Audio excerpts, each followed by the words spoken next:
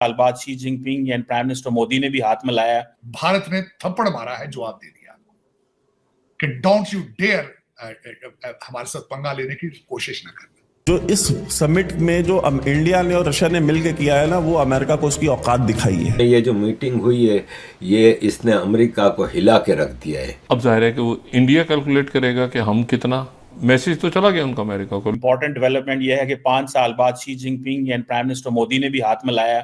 तार साहब, वॉशिंगटन में क्या देखा जा रहा है? एक तो शी जिनपिंग और प्राइम मिनिस्टर मोदी की मुलाकात, जारी बात है परेशानी का सबब होगी वॉशिंगटन में। मोदी साहब ने अंडर गिवन सर्कमस्टांसेस वेस्ट को एक जैब का एक थप्पड़ लगाया उन्होंने। 3800 किलोमीटर का एक जो बॉर्डर है चाइना इंडिया के साथ, उसका उन्होंने तनाजा अपना ठीक किया। ब्रिक्स का होना, मोदी साहब का वहां पे खुद जाना, और फिर उसमें खास कर जाके जो सबसे बड़ी बात है कि प्रेसिडेंट शी को मिलना, नए वादे होने, ये एक बहुत बड़ा एक सिग्निफिकेंट इवेंट है। और इसकी एक सबसे बड़ी वजह जो मैं समझता हूं, again America is headless today, American weak foreign policy. Western civilisation जो कि इस वक्त थक चुकी है और अपने आखिरी सांसों पर है, उनके मुंह के ऊपर थप्पड़ है इस वक्त चाइना और भारत की तरफ, दोनों की तरफ से। कहते हैं ना कि जिदे घर दाने उदे बाल भी सियाने। इस वक्त इंडिया के घर में दाने हैं और उनके पास एक जबरदस्त टीम है डॉक्टर जयशंकर की। मोदी साहब के पास पावर है, वोट ऑफ कॉन्फिडेंस है उनके पास, and world can see it. जय हिंद दोस्तों। अमेरिका हमेशा से चाहता है कि चाइना पर कंट्रोल किया जाए और उसके लिए वो भारत का सहायता लेना चाहता है, और भारत की तरफ से वो चाहता था कि चाइना पर अटैक हो। कई बार कोशिशें भी की गई, चाइना को प्रोवोकेट किया गया, इंडिया को प्रोवोकेट करने की कोशिश की गई। लेकिन ब्रिक्स सम्मेलन में हुआ क्या? यहाँ पर तीनों हस्तियां आमने सामने हुई और नरेंद्र मोदी खुद ब्रिक्स सम्मेलन में जाकर शी जिनपिंग के साथ मिले और LAC पे सहमति बनी और 2020 पेट्रोलिंग पॉइंट पर फिर से वापस जाने की बात हुई है। इससे वेस्ट को करारा थप्पड़ मिला है। आप इस वीडियो में तरार साहब को सुनेंगे, काफी इंटरेस्टिंग इंफॉर्मेशन है। वो दुनिया को दिखा रहे हैं। भारत ने थप्पड़ मारा है, जवाब दे दिया कि डोंट यू डेयर हमारे साथ पंगा लेने की कोशिश ना करना। और ब्रिक्स जो है इस वक्त, ये सारी चीजें 3 कंट्री के बेनिफिशियल हैं चीमा साहब, चाइना, रशिया और इंडिया। ये नया एक ब्लॉक बनेगा विच इज खतरे की घंटी बजाएगा वेस्ट के लिए, बज रही है। उसकी वजह ये है कि ब्रिक्स ने अपना फाइनेंशियल सिस्टम भी बना लिया है, और उसके बाद वो they are flexing the muscles. और कई कंट्रीज इस वक्त लाइन में, जिस आपने खुद फरमाया है कि पाकिस्तान भी उस लाइन में है कि ब्रिक्स का मेंबर बनना चाहेगा। मैं हमेशा एक लफ्ज इस्तेमाल करता था कि अगर चाइना और भारत की सुलह होगी, फिर आप कहाँ जाएंगे? फिर आप सिर्फ एक ही गाहक बचेगा, IMF। एक दुकान बंद होगी तो आप फिर वॉलमार्ट पे आ जाएंगे, अमेरिकन वॉलमार्ट पे। डॉक्टर साहब, ये तो बिल्कुल सही हो गया, लेकिन ये जो शी जिनपिंग और मोदी साहब की मुलाकात है, वो इसको जारी बात है बड़ा एक बड़े एंगल से देखा जा रहा है।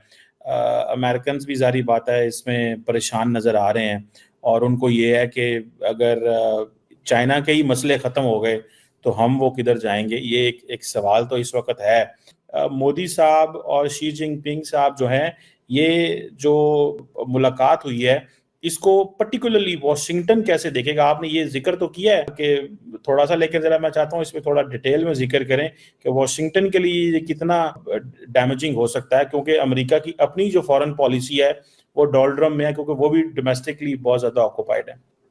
अमेरिका आज लीडरलेस है, होपलेस है, वीक है, और उसके हालात ही नहीं दुनिया में अपने आप को एंगेज कर पाए। दुनिया के अंदर जो सोल सुपर पावर का स्टेटस है, वो status is completely black right now. क्योंकि सुनने में आ रहा है कि प्रेसिडेंट पुतिन चाहते हैं कि हम एक कॉमन करेंसी जो है वो लेके आए। अगर ये आती है तो आपको लगता है कि डॉलर को झटका लगेगा, या क्या आप समझते हैं कि इट्स टू अर्ली टू से, बिकॉज अभी तो सारी दुनिया के जितने भी ममालिक हैं उनकी सब कुछ अभी डॉलर में है। तो how do you see this? और ये आपको पता है स्विफ्ट पेमेंट सिस्टम को भी चेंज करने जा रहे हैं। वो उनका ब्रिक्स ने अपनी चीजें चेंज की है, इसमें कोई शक नहीं है। और this is what the Putin is trying to achieve, कि वो दुनिया को बताना चाहता है कि वी आर नॉट आइसोलेटेड। तीसरी बात ये बताना चाहूंगा, डॉलर को पहले ही खतरा मौजूद है। उसकी वजह यह है चीमा साहब, आपको पता है कि रशिया, चाइना और इंडिया आपस में they are already dealing with each other in their own currencies. India और डॉक्टर जयशंकर वो कहते हैं कि हम तेल और आर्मामेंट से, हथियारों से और तेल से beyond we want to have a trade with Russia. तो जो उनका सरप्लस पैसा वहां पड़ा था, दे आर यूजिंग इट। तो जब यूज होगा तो उससे नीचे क्या आएगा? डॉलर ही नीचे आएगा ऑफ कोर्स। और दूसरा चीमा साहब, इस वक्त सिर्फ और सिर्फ मैं समझता हूं कि सऊदी अरेबिया ने जिस दिन ये डिसीजन अपना ले लिया, या मिडिल ईस्ट ने, कि वो विल ट्रेड किसी और करेंसी चीजों में करेगा, ऑयल आ जाएगा, अमेरिकन ने जो पढ़ना छोड़ दिया है, इसमें सिर्फ और सिर्फ फायदा किसका है? भारत का है। वो भी होना चाहिए। चीमा साहब, इस वक्त इनके आईवी लीग स्कूलों में और हर जगह पे सिर्फ बच्चे कौन देखे जा रहे हैं? चाइनीज और इंडियन। अब ये अपने सेंसिटिव मैटर्स तो चाइना को नहीं देंगे, रशिया किसको देंगे? इनके पास चॉइस ही कोई नहीं। इस वक्त जितने इनके डिफेंस कॉन्ट्रैक्ट है सारी इंडियन कंपनीज के पास। They don't have any other choice besides using the Indian diaspora or Indian mind, क्योंकि ना रशिया के पास जा सकते हैं, ना कुछ, अपने बच्चे पढ़ते ही नहीं। लेकिन अगर पाकिस्तान को बुला लेते तो it would have been very good. लेकिन शायद वो डरते भी होंगे इंडिया से। उन्होंने क्या पहले कहा होगा, पहले मोदी से पूछ लें, what does Modi says, Modi साहब जो कहेगा वो कर लेंगे। क्या प्रेसिडेंट पुतिन प्रेसिडेंट मोदी से डरते हैं? भारत एक उसका बहुत मेजर मेंबर है, तो ऑब्वियसली उसमें जो है वो भारत पाकिस्तान नहीं चाहता कि पाकिस्तान उसमें आए। पाकिस्तान को ब्रिक्स का क्या, पाकिस्तान को किसी चीज का भी मेंबर बना दे, मेंबर होने से थोड़ी अहमियत होती है। जो ब्रिक्स है ना, ये इकोनॉमिक साइज में G7 से आगे चला गया। ब्रिक्स की जो जीडीपी है दैट इज 35.6%, G7 की जो जीडीपी है दैट इज 30.3। दोस्तों, पाकिस्तान की कोई रिप्रेजेंटेशन नहीं है ब्रिक्स में। देखें, दुनिया के 36 ममालिक जो हैं वो वहां पे पहुंचे हुए हैं। पाकिस्तान ने तो अप्लाई किया था। क्या प्रेसिडेंट पुतिन प्रेसिडेंट मोदी से डरते हैं? क्या उनको ये खौफ है, ये डर है कि कहीं मोदी ना नाराज हो जाए?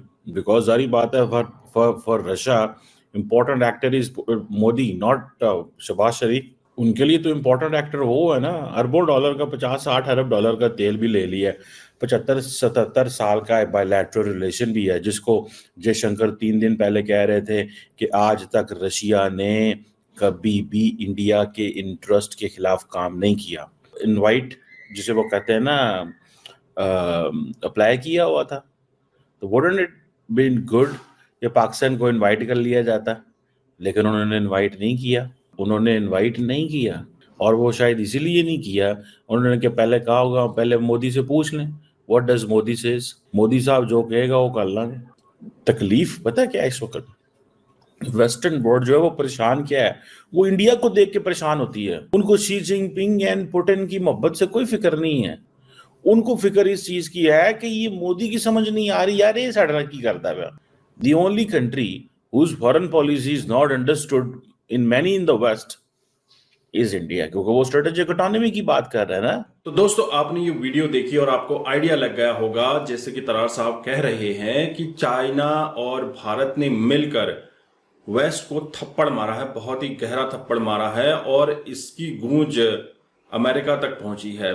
और अमेरिका जो कि थक चुका है, जिसकी फॉरेन पॉलिसी काफी थकी हुई है, मोदी के पैंतरों के आगे कोई टिक नहीं पा रहा है। नरेंद्र मोदी कल क्या कर दें किसी को समझ नहीं आ रहा है। और कई बार पत्रकारों ने, कई बार डेलीगेट्स ने यह भी कहा है कि नरेंद्र मोदी करते क्या है हमें समझ नहीं आता। नरेंद्र मोदी की कार्यशैली हम समझने की कोशिश कर रहे हैं इतने समय से, लेकिन हम उनके डिसीजन मेकिंग को समझ नहीं पा रहे हैं। और इसी वजह से आज आप देख रहे हैं कि ब्रिक्स सम्मेलन में जो हुआ है, इससे पूरी दुनिया को बहुत बड़ा मैसेज गया है कि हम एक अलग वर्ल्ड ऑर्डर बना रहे हैं।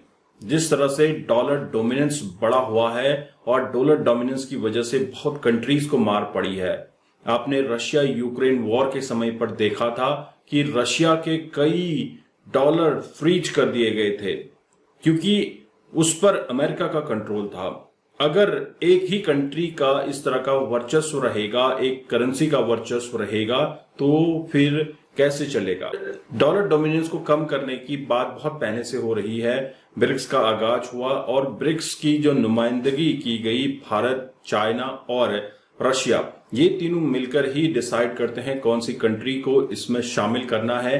पाकिस्तान चिल्ला रहा था कि हमें शामिल नहीं किया, ब्रिक्स में इमर्जिंग इकोनॉमीज को ही ऐड किया जा रहा है। ये पाकिस्तान सबसे पहले समझ ले और बंदर की तरह उछलना बंद करे।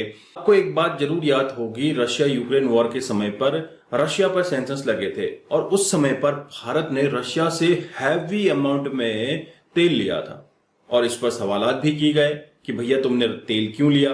तो जयशंकर साहब ने कहा कि हमारा अपना मंसूबा है, हमें तेल की रिक्वायरमेंट है, रशिया से हमें तेल सस्ता मिल रहा है तो हम तेल ले रहे हैं, इससे आपको क्या परेशानी हो रही है। इसी के एवज में कुछ दिन पहले डॉक्टर जयशंकर ने कहा कि ओल्ड वर्ल्ड ऑर्डर चेंज हो रहा है और जो पावर शिफ्टिंग हो रही है वह आपको एशिया के अंदर देखने को मिल रही है और इसमें कहीं ना कहीं भारत, रशिया, चाइना मिलकर बहुत बड़ा रोल प्ले कर सकते हैं। इससे वेस्ट की नींद उड़ी हुई है कि भैया हमसे कहां गलती हो गई। G7 जो इन्होंने एक ब्लॉक बना रखा था उसमें कंट्रीज को इन्होंने अनुमति नहीं दी ऐड होने की, तो इसलिए यहां पर एक नया ब्लॉक बन गया जिसे ब्रिक्स कहा जा रहा है। 36 कंट्रीज के लीडरान को यहां पर बुलाया गया था। तो इससे साफ जाहिर है कि न्यू वर्ल्ड ऑर्डर बन रहा है और भारत की धमक, रशिया की धमक दुनिया में दिखाई दे रही है और चाइना भी अपना काम बैनर तले कर रहा है। आपके क्या विचार है? अपने विचार कमेंट में जरूर रखिएगा। चैनल पर अगर आप नए हैं चैनल को भी सब्सक्राइब करें। हम आपको मिलते हैं अगले वीडियो में, तब तक अपना ध्यान रखिए। जय हिंद, जय भारत, जय श्री राम।